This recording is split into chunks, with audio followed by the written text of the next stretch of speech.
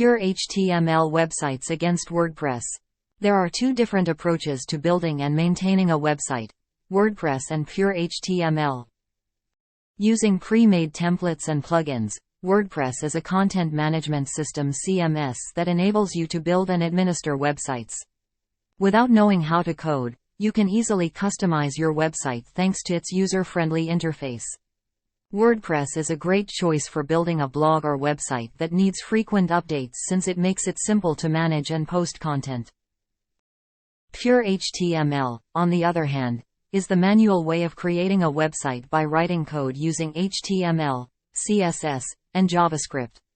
This requires knowledge of coding and web development, and it can be time-consuming to create a website from scratch. However, creating a website using pure HTML gives you complete control over the design and functionality of your website. So which one is better?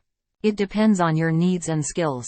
If you are comfortable with coding and want complete control over your website's design and functionality, pure HTML may be the way to go. But if you want a user-friendly and easy-to-use platform to manage your website, WordPress is the better option. It's also worth noting that many web developers use WordPress as a starting point and then customize it using code.